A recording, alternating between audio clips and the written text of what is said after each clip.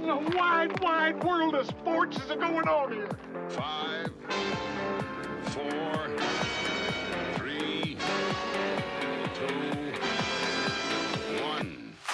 When you look at Kelvin Benjamin, guys, he's 6'5", he's 245 pounds. He's probably a Popeye's biscuit away from being a tight end.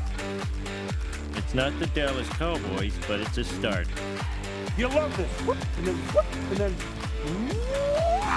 Oh, the Denver Broncos. Now stay tuned for 6 hours of exciting football action. Bears trying to cross midfield. That's right, boys and girls. It's time for another fun edition of Straight Off the Couch. We're going to talk about the AFC North today, so sit back, relax, and enjoy, won't you? Hit it. They call him the Galloping Gazelle. His habitat the frozen tundra of Soldier Field. For 6 seasons and 2 Pro Bowls, he grazed on the tasty green turf of the end zone. Until one fateful Sunday in November, when the Gazelle was stopped in his tracks by a big cat named Wayne Krzyzewski. Want to come with me and Wally to the Super Bowl? Oh, absolutely. My favorite team's in it. The Atlanta Falcons. I'm exhausted. Straight off the couch. I'm exhausted too, Al, but that's okay. We're going to have a lot of fun anyway. Before we get too far into this, let me bring in my partner, my friend, my cohort in crime, the ever affable and effervescent Adam Weidel. Hey, Adam, how's it going, brother? I'm good, Terry. How you doing? I don't know about you, but I'm still missing football, and I'm wondering if football misses me too, you know? Maybe that's part of my cellular ennui I have going on today is missing the footballs. So I definitely have been still kind of longing for the game, and I've been watching as much football as I possibly can, watching past Super Bowls and stuff that are showing up on NFL Network and things like that. Well, but when does spring football start? When does the XFL, USFL merger league? Whatever FL that is. Yeah, I have no idea. I think they start in March, but I know it's hard. They call it a springtime football league, so maybe we have to wait for the 21st of March. Maybe that's the deal. They're only like 8 or 10 weeks too, so it's really weird. I think part of that is they don't have enough teams. They've got 6 or 8 teams. Yeah, it's not very big, and I mean the teams are changing constantly with their whatever league right? that they are promoting every year. It's just like it's always a new team, so we never know who's on the team or what it is. It's just football. The foosballs. The foosballs, yes. So today we're going to talk about the NFC North and what we think is going to happen, and just general review of their standing right now, right? So let's start with the team I think that is in the biggest trouble, and that's the Pittsburgh Steelers. So I think we're going to break it down over the next 8 weeks. We're going to do every division, and obviously we're starting with the AFC North. We're looking at their needs going into the draft. If they do fulfill those needs, what are the chances of them making the playoffs and eventually a Super Bowl? Can they make a Super Bowl? Can they make it to Super Bowl 59? I guess is the ultimate question. Or are they still in a rebuild phase? Well, see, and that's the problem. They not that he was ever going to win a Super Bowl for him, but they cut Mitch Trubisky this week. Yes. So Mike Tomlin, we should mention before we even get started, has never had a under 500 season in the 17 years he's been with the team as the head coach. See, and I have a lot of my friends who are Steelers fans are he needs to go. Dude, do you realize how hard it is to have 17 seasons and never have a losing record? He's like the next Belichick. He's consistent, and honestly, I find him entertaining. He's definitely fun to watch. I enjoy watching his press conferences as well. And he's pretty even keel, and he doesn't. I mean, it seems like on the outside looking in, but it seems like you get the same thing every day of the week, and there's something to be said for that. You don't want that guy who's going to be an emotional roller coaster ride. As Gene Hackman would say, he's a duck on a pond. Yeah, because calm on the outside, but underneath the water, his little feet are going 240. Yeah. You got it. So, but they kind of announced after they cut Trubisky that they're not going to search out a quarterback in either trade or free agency. Now, it's looking like Russell Wilson might be available. It's looking like Kirk Cousins might be available.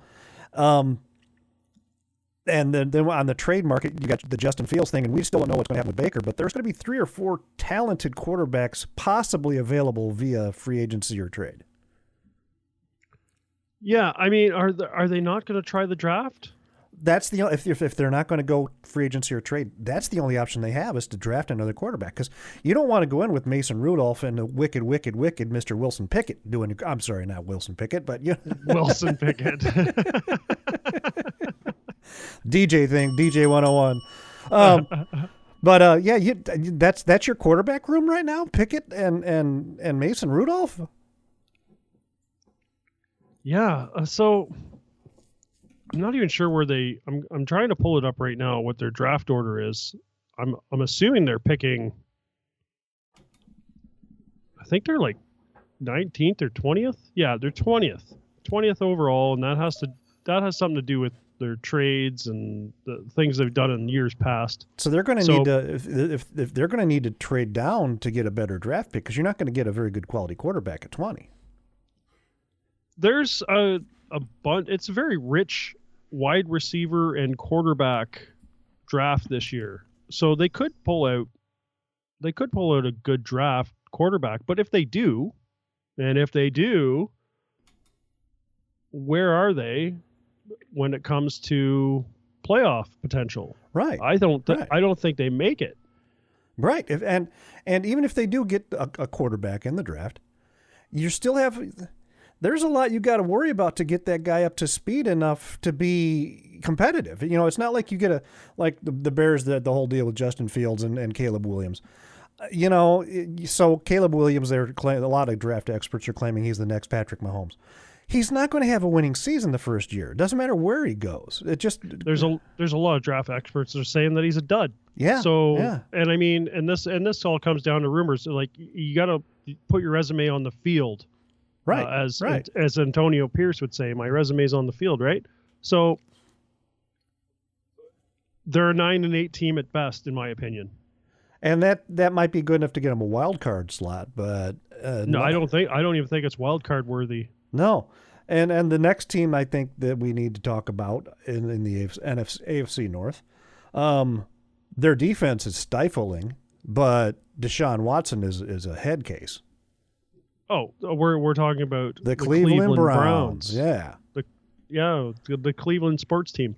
I don't know what to make of the Browns. The Browns overcame a lot of adversity in the 2023 season. They went through 5 quarterbacks, and the only reason they had the 5th quarterback was for that last regular game season to rest Joe Flacco, who was their 4th starting quarterback. Right. But they're worried about Joe's age becoming an issue, so they gave him a week off. Yeah, well, and there's that too. And then they had that kind of dismal performance against the Texans.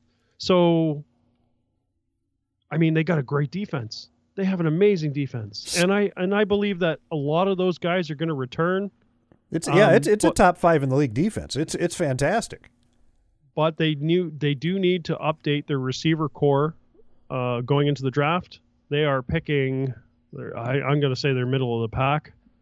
They're probably, 23rd with a trade with Houston. So actually, they don't even get a pick. Their 23rd went to Houston, so they don't even get a first-round pick. Right. So where does that leave the Browns? The Browns leaves them Deshaun Watson. They have a great defense, and a lot of those players, the majority of those players, are going to be coming back because there's no real free agency there right now. Myles Garrett will be back. He won an honors award for Defensive Player of the Year.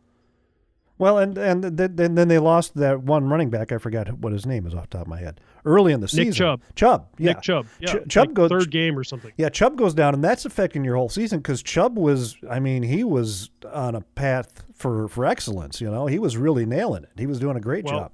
he'll be healthy and he'll be back. And that'll take so that'll take a lot of weight off of Deshaun Watson. He won't have to carry the team as much. Their rush game will be good, but their receiving core will need an update. You can't just hang on Njoku and hope that Amari Cooper and Njoku do all the work, because they're going to be in double coverage the entire time, because everybody's going to be watching tape from 2023 and go, we got to cover these guys. So you need kind of a threat that, who do you double? That's where you have to ask. And then you have to have maybe a real dark horse rookie that goes late, and he turns out to be an amazing wide receiver like Justin Jefferson, for example. I mean, Jefferson went higher in the draft, but right. But you can have wide receivers with amazing potential picked late in the draft. They just they're going by what the scouts say, and we've seen some amazing players that went late in the draft. The greatest of all time, Tom Brady, was 199. Well, look at Brock Purdy, Mr. Irrelevant. So there you go. 262, went to a Super Bowl in his second year, and he probably would have went there in his first year if he didn't get smashed in that NFC conference title game against Philly last year. Right. And look at the Rams drafted that one wide receiver. I forgot his name, the Polynesian kid, but he wound up being quite a good wide receiver for them. Puka Nacua, right? Yeah, Puka's amazing, and he's gonna have a breakout year this year if he stays healthy, because he was just putting up some serious numbers for the Rams. Yeah, so you're right. They might be able to pick somebody up in the draft to help, but Chubb being back is going to help Deshaun Watson a lot, I think. Their weakness is definitely the quarterback. Fully guaranteed contract for 250 or 260, whatever it was, 260 million, and the guy would rather sit in the stands when he's injured, not even on the sidelines with his team. Yeah, but I wonder how much of that is just him, because the sexual assault stuff is still hanging over him no matter what they've tried to do to distance him. It's still there, and I wonder if maybe he just staying away from the team to keep the riffraff out.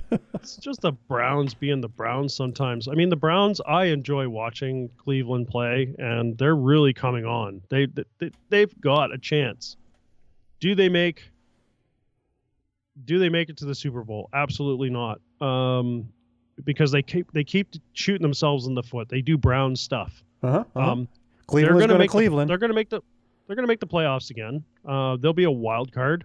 I don't see them winning the division, because there is two teams in that division that are going to be super strong next year. Right, and that's one of those teams we're going to talk about next. The Cincinnati Bengals. When they get Joe Burrow back, they're. I mean, let's face it. So far, Burrow's the only guy to beat Mahomes in the playoffs.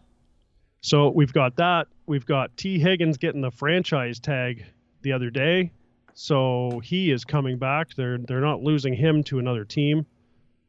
They've got Jamar Chase, who is definitely going to be back. He's still on his rookie contract. He's not going anywhere.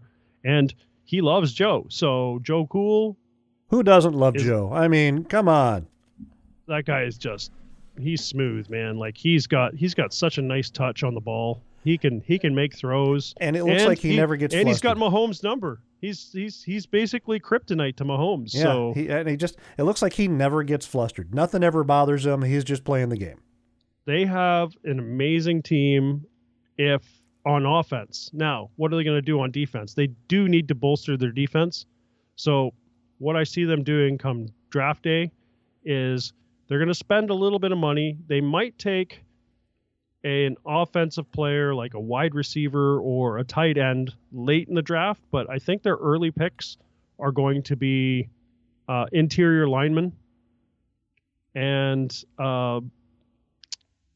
I don't think that they're going to spend too much on an edge rusher, but I think they're weak in the safety area, and I think they're going to spend some money on safeties. Yeah, that's a good possibility. I mean, it looks like the Bears are going to part ways with one of their safeties, so maybe he'll wind up playing for Cleveland, or not Cleveland, but Cincinnati. There's not a lot coming around the wire right now in regards to trades and stuff, and I mean, it's just kind of like it's the whole postseason hangover.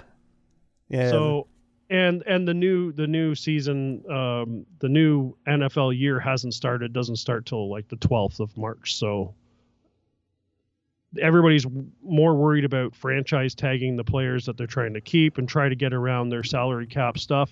The thing about franchising them now, you're kind of sending a message to the player that we still want you here, and that gives them plenty of time to negotiate a deal. And a lot of times with these early franchise tag guys, they get a deal ironed out before the draft, and then they don't have to that franchise tag is no longer in use, and they can go another way with it. But that happens a lot, and that's why they did it so early, I think, because they want to try and start the conversation, start the dialogue, get a contract.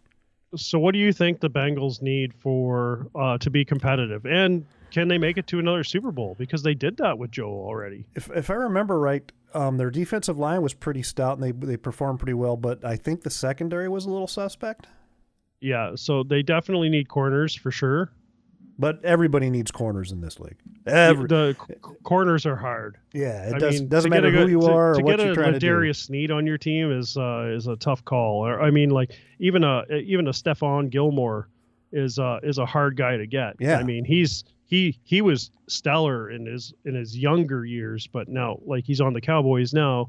He's still playing at a very high level, but he's lost a step. Yeah, and like I said, because the league is so pass favoring, everybody could always use another cornerback. I don't care who it is. You can always use another corner. It's just the way the league is right now. And you get a lot of teams that they go through corners like crazy. They just seem to get injured a lot on one team every year. Mm-hmm. It's like, oh, they're down to their 17th corner. They had to pull him up off the practice squad, or they had to pull him up off of the he got wherever. He got him bagging groceries at the Jewel. Yeah, they signed him. He was selling Chevys at the dealership locally, whatever, It's just like, it's like Gene Hackman again. He's just like, oh, they've all played football somewhere at some time, not professionally. At some level.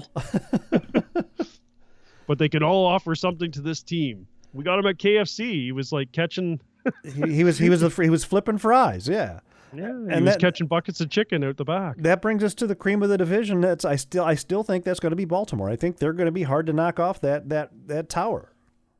So the one thing that Baltimore really needs is better clock management. Oh God, that's the truth. They have an amazing team. They're like number one in the league rushing. Their defense was pretty stout. There's not too many flaws in that team, but when it came to playoffs, what happened? It seems like they get to the playoffs and they just suck. Harbaugh loses his mind. Yeah. Yeah. So, and it comes down to clock management, not calling timeouts when, the other team has got some momentum. Like, you need to disrupt their momentum and get back into that game. And I feel like the clock management is just something that team doesn't have, because when they're rolling on offense and defense, they can't be stopped. They don't need to worry about clock management if they're on a roll. But it's when that's the only way they play. Yeah, but if it's a close game or they're trailing, that's an issue. Absolutely, it's an issue. It's a definite issue on clock management. Like, you need to learn how to manage that clock, so when you're not in your comfort zone, which they were the majority of the season with their 13-4 record or whatever it was. Right. And right. I mean the four, like the one of the fours was basically like putting just secondary players in place. They didn't start their starters because they already clinched the division. Right. Right. And basically allowed the Steelers to sneak into the playoffs in that game. But the other 3 games that they lost was by 3 points or less. Yeah, I mean they're a force. I'm surprised that they performed so poorly against the Chiefs in that AFC Championship game. I mean, I think they should have. If they'd have played their game and the Ravens would have showed up like they normally do, I think that game would have been a lot closer, and they might even kept Patrick out. Yeah, you can't even count the Chiefs out of the playoffs at this point. No. Like that, and that's the thing. They have never, like the talking heads were all, Patrick's never played a game on the road. He played 3 of them this year. Yeah, because they came in not as a wild card, but yeah. The league did everybody a favor this week when they announced that the salary cap is going to be $255.4 million per team. So that's quite an increase. That's going to allow teams. I have mixed feelings about this. Sure, everybody should get paid. I got no problem with that. But you aren't helping the teams that are struggling, but you're helping the teams like Miami and Kansas City secure one more spot to keep their position high where they are in the league. They definitely gave an advantage to teams that are doing well and are struggling with salary cap issues. Going from 224 don't quote me on this, I'm going to say 225. It's like 224.6 or 0.8 or whatever. Right, so let's say 225 to 255. That's a 13% increase in salary. Right. Right. That's a huge number. And that's just for the year. So they could hire a guy with a bring him on with a pretty big contract, but they can structure it so the first year he doesn't make a lot.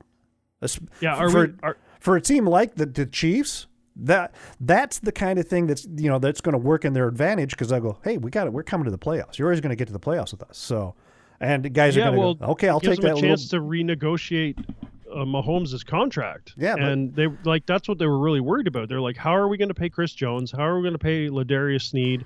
And how are we going to renegotiate Patrick's contract so that we can make sure that all these, because they're going all in. They want a three-peat. They're going to do it somehow. Absolutely.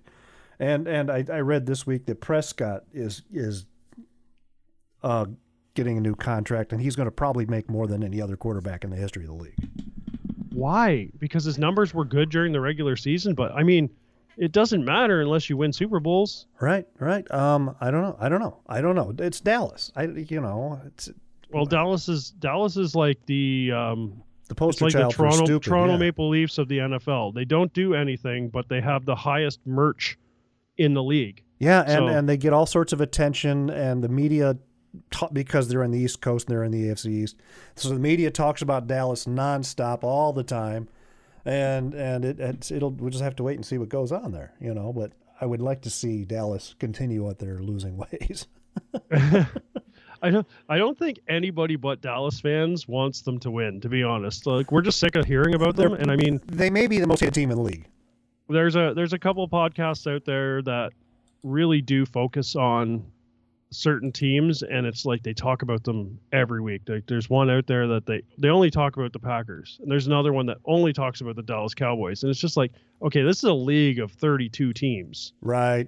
Like, let's like get off of our bias and like actually look at things. These are just fans that want their team to win, and they're gonna relive the glory days of remember when I remember. I feel like it's only the fan bases that have won back-to-back Super Bowls that have this whole like hierarchy of like, we only talk about our team. Remember 30 years ago when we won back-to-back to back? Yeah. Or just back-to-back. Sorry, nobody's done back-to-back to back. Yeah, and there's a good chance that Kansas City does it this year. They may be the first. They may be the first three. So I'm going to call it out right now. If it does happen, it's because the league helped them, because there's a stat out there that every one of Kansas City Super Bowls has not had a defensive holding call. No, the offensive line has never been called in any of the playoff games for the Kansas City Chiefs for the last 3 or 4 years. Oh, sorry, offensive holding call. Sorry. Yeah. I said defensive, didn't I? Yeah, but not one for the last 3 or 4 years. Now, and they were the highest ranked penaltied offense of 2023, but not a single offensive holding call in the Super Bowl. Now, see, so Chiefs fans, Chiefs supporters would go, that's just because we're really well coached. And people who don't like the Chiefs are going, this is a little suspect. Well, I got to look into this a little bit. Honestly, that game, 49ers gave it to them. 49ers could have had like almost 28 points in the first half if they played well, but they didn't. No. And they let them back into the game in the second half, and they made a lot of mistakes. Yeah, they could. They shot themselves in the foot for sure. Holding calls doesn't matter. Yeah, I know. So that's our AFC North breakdown. That's what we think is going to happen. Is there any other news or highlights we want to get into here? Or? So there was some news, and it's so hard to follow the news when the football is not on anymore. You know what I'm saying? Right, right.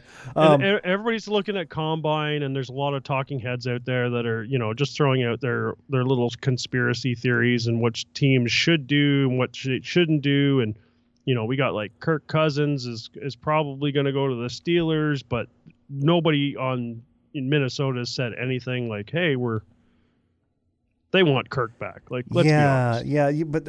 Because if you move on from Kurt, unless you draft somebody, but they were, up there. They had a really good record, so the talent's not going to be there when they get their draft done. So yeah, I would, if I was in charge of Minnesota right now, depending on his health, of course, I would go to Kirk and say, let's get 2 more years. I want to do 2 or 3 more years and just continue to let that ball roll. Because until he got hurt, they were looking really sharp. They were playing well and performing really well. And it was, as a non-contact injury, that had to rip the guts out of that whole organization. So the only things that are really happening in the news right now is the talking heads are saying these are our top 5 blah blah blah on who should be traded for who and to move up in the draft, and then they have looking at the combine and that sort of thing. But Richard Sherman got arrested. I did not see that. Yeah, DUI in Washington. He got arrested for DUI. That was yesterday. Oh, attaboy, Richard. You go, girlfriend. You keep on drinking. So I just find that kind of funny because he is a on-air personality. Yeah. So it's not like retired player that's not doing anything with his life. Like it's not like an O.J. Simpson situation where it's just like, the juice murdered his fucking wife and possible boyfriend. He hadn't played or done anything in forever. I'm just going to throw a name out there, Adam. Warren Sapp. Warren Sapp? Okay, that's a good one. He was a network analyst and got popped for, I forgot exactly what it was. I think it might have been abuse of alcohol and sexual assault. But within 72 hours, he was gone from the league and nobody's heard from him since. Well, and that's just it. It's like, okay, so it's not like it's a guy that played well in the league. We're not saying that, we're not talking about their play. It's just when they retire, they don't do anything afterwards. Like they're not a personality on air. They're not coaching. They're not doing anything for football. They're not doing their whole charity stuff to help, inner city youth or whatever it may be, or start their charities. They're just doing nothing. And when you get like something like, they got arrested for this, it's just like, okay, no big deal. Like he was a great player, but I mean, he was obviously bored. He hasn't really done anything for football. But Richard Sherman was still active all over the joint. He's an analyst. He's on the desk for primetime games and stuff. And for him to get a DUI, it's kind of like, now what does that do to him? Like, does his job get revoked? In Richard Sherman's case, as you point out, he's still getting a paycheck. And it's probably a pretty good paycheck. And if you're going to drink and drive, just call an Uber. Why? Just call. You've got plenty of money. Call a cab. Call an Uber. Have a limo. Yeah, call a friend. Like I'm sure any of his friends would just pick him up. Like he's. Yeah. Hey, that's a really dumb mistake. There's no defending that mistake at all. You can't go, well, I was just out having a couple and it got out of hand. Okay, then it gets out of hand. It happens once in a while. Call a fucking Uber. So the other news that I have is Bucks offensive linebacker Lavonte David is not opening to joining any other team in free agency because he will be a free agent come the 11th of March. He wants to retire as a Buck. So that's interesting because I haven't heard anything of the Bucks interested in keeping him because they have a big dead cap problem. Well, maybe not so much anymore with the extra $30 million in cap space, but one thing I think you should watch out for, look out for Darnell Mooney to wind up in Kansas City. You think so? His contract is up, and Kansas, he's kind of a speedster. He's reliable and he's a good route runner. He's got really good hands, and I mean he performed really well in the Bears' offensive scheme, which under Luke Getsy was a fucking nightmare. But if they have all this extra money and he wants a ring, hey, why don't you come and play with us and we'll get you a ring? And, and I would not be surprised to see Darnell Mooney wind up in a red uniform next year. We'll definitely be talking about those transactions next week because next week we talk about the NFC North, which is my territory. Yeah, and it's a little more exciting for me compared to the AFC North, which we're talking about this week, because we had, the Ravens, who were the hands-down favorite to win the Super Bowl, absolutely choke in the second round after their bye week. And oh my! And God. then we had the Bengals, who showed promise, been in the Super Bowl 2 years ago or 3 years ago. 2 years ago. 2 years ago. 2 years ago. Yeah, they played the Rams and lost. But but when Burrow went down with his injury, now my friends who are Bengals fans are like, he's got the injury bug. No, it's a rough game. Yeah.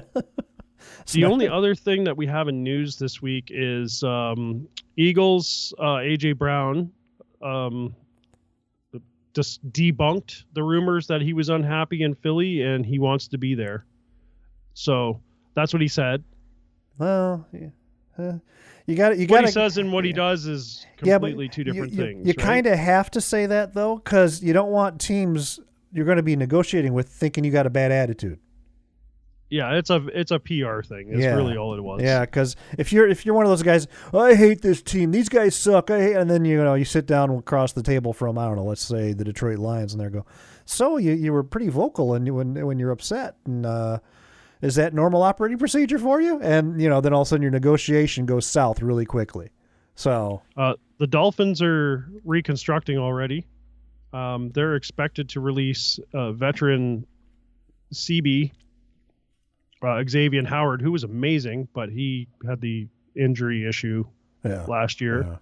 Yeah. They've already parted ways with Emmanuel Ogbah. He big pass rusher for them. He did really well, but again, injury prone. I just want him for the name Ogbah. Ogbah. Sounds good, right? But yeah, that's it's kind of a desolate time of the year where we don't have a lot of information. It's just a lot of teams rebuilding and a lot of talking heads on NFL Network and like Good Morning Football and things like that saying, what would we like to see in the next, 6 months? Because literally that's where we're at. We don't have any football until August. So Right. So we've got training camps and we've got best we're going to see is preseason. Well, and we've got the spring football league coming up, so that might be fun to watch. And the spring football league, we should really look into that a little bit and see if what is it? It's a USFL now. What is this thing called? I think that was the way they decided after the merger with the XFL and USFL was they're going to go with the USFL. I think that's what it was. One of the things that they did that was cool though was the way they handled their kickoff, but they're going to go back to a traditional kickoff situation because they were trying to avoid those high-speed collisions. So everybody lined up. Except for the guys kicking, everybody lined up, I want to say at the 30. You couldn't line up 10 yards apart. You were like 20 yards apart from each other. Okay, so what are the teams and markets? They are calling it the USFL by the looks of it. UFL, sorry. UFL. I kind of like that better, the United Football League. It's the UFL, and there's 8 teams. And what are the teams and the markets? The league is made up of 4 former XFL teams and 4 from the USFL. So the one overlapping market is Houston, where the UFL decided to rebrand the USFL's Houston franchise with the XFL Houston team's name. Fuck, that's so confusing. So here are the teams. The USFL conference is the Birmingham Stallions, the Houston Roughnecks, not to be confused with Rednecks, or what is it? The Rough Riders in the CFL? There's like 8 Rough Riders teams. Every team is Rough Riders in the CFL. The Memphis Showboats. I mean, that's a fucking good name. You know what? You put Ron Rivera in that head coach position. Yeah, Riverboat Ron. Get him on the Memphis Showboats with Dan Campbell, or Dan Gamble as we like to call him. And then who was that guy? Who was the singer that did the Riverboat song? Oh, what was his name? Oh, I don't even know. It'll come to me. Yeah. It'll come to me. Anyway, and then the last team in the league in that conference is the Michigan Panthers. And they're actually playing at Ford Field, believe it or not. Well, why So, not? I mean, they got to use the field. The field's there. That's and then the the XFL conference is the Arlington Renegades, the DC Defenders, the San Antonio Brahmas, Brahmas like the bull, Brahma bull. Oh, gotcha. And then the St. Louis Battlehawks. Those are the 8 teams in the UFL. So let's say each team plays everybody twice. That's still only 16 games. Yeah, I don't know what the opening week schedule. All times are Eastern. Birmingham Stallions at Arlington Renegades at 1 p.m. on Fox. So Fox is apparently holding these. St. Louis Battlehawks at Michigan Panthers, 4:30 on Fox. And then Sunday, the 31st of March, they're doing DC Defenders at San Antonio Brahmas and Memphis Showboats at Houston Roughnecks. And those games are both on ESPN. So I was gonna say it's Fox and ESPN, and then they do some stuff with NBC Sports, like the playoff stuff, you know. UFL's kickoff will resemble a traditional formation rather than the novel version used in the XFL, the league confirmed Tuesday in announcing on-field rules for its inaugural season. The XFL kickoff had drawn the attention of NFL decision-makers who are hoping to revive their own kickoff format. But in a statement to ESPN, UFL football operations chief Daryl Johnson said that a traditional kickoff is something some of us felt was important. So they're doing the traditional kickoff while not one team in the West, by the way. If you look at it on a map. Yeah. You and I both believe that the NFL is going to do away with the kickoff. I think it's coming. I really do, because they keep citing safety reasons, but and they just keep doing everything in their power to give the team the ball in the 25. So just give them the ball in the 25 after a score. Just get it over with.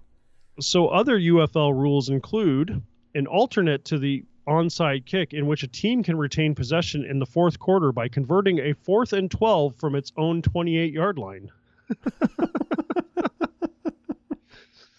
Defensive pass interference will generally be a 15-yard penalty unless it is judged to be intentional, in which case it will be a spot foul if it occurs more than 15 yards downfield. Replay officials can stop a game at any point if there is reasonable evidence that an officiating error was made on a reviewable play. Well, that's fucked. Oh, I can see that, though. I mean, player safety rules are subject to review at any point in the game. In the last 5 minutes, any ruling, whether on the list of reviewable plays or not, can be reviewed if it is obviously incorrect and has significant impact on the outcome of the game. Coaches get 1 challenge per game. But overtime, if the booth review is as built up as it sounds like it is, you're not going to need a lot of reviews. You won't need a challenge. You won't need a challenge if they're doing a good job. Yeah.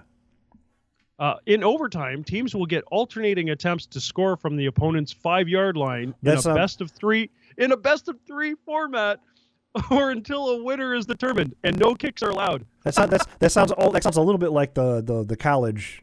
It sounds like a shootout. Yeah. Free hockey. In an effort to encourage 4th down attempts and limit coffin corner punts, the UFL will consider any punt that goes out of bounds inside the 25-yard line as a touchback. Whoa. Yeah.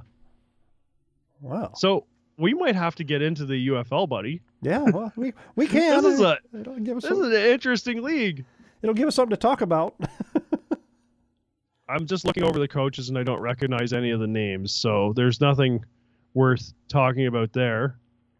I'm just trying to see when the season starts, but they don't really. They're saying March 30th is when the first 4 games are. John DeFilippo has an NFL. Wade Phillips was an NFL guy. I'm trying to get is there a UFL website? I'm There's looking gotta at be a website. I'm looking at the Wikipedia page, and there's hot links. The head coaches for Birmingham, it's Skip Holtz. For Houston, it's Curtis Johnson. For Memphis, it's John DeFilippo, who I know was a coach in the NFL. For Michigan, it's Mike Nolan. Arlington, it's Bob Stoops. For DC, it's Reggie Barlow. For San Antonio, Wade Phillips. Wade Phillips' name's been tied with professional football for forever. I recognize that name. I was just looking at who they threw up in front of me, and I was just like, I don't recognize a couple of these names. And St. Louis is Anthony Becht. But the UFL. I want to say John DeFilippo. Yeah, he was Cleveland Browns coach. All right. I finally found the schedule. It's a full schedule. How many weeks? Week 1, 2, 3, 4, 5, 6, 7, 8, 9, 10. 10 weeks, then a conference championship, then the UFL championship will be played on Sunday, June 16th. So you have from March 30th to June 16th for your entire season. And it looks like it's completely on Fox and ESPN only. Mike Nolan was a head coach in the NFL with San Francisco from 2005 to 2008. So I don't know if we want to get into this league. I mean, we could watch it just kind of silently, but I don't think it's podcast worthy. Oh no, we can talk about maybe it for as the it comes. memes. Yeah, we can talk about it if something interesting happens, but we don't really need to. Yeah, Wade Phillips. Oh my God, he was a head coach for New Orleans, Denver, Buffalo, Atlanta, Dallas, Houston. I mean, he's been around. He's been around forever. So they do have one guy there who's got quite a bit of coaching experience. He's the UFL's Bill Belichick. Gotcha.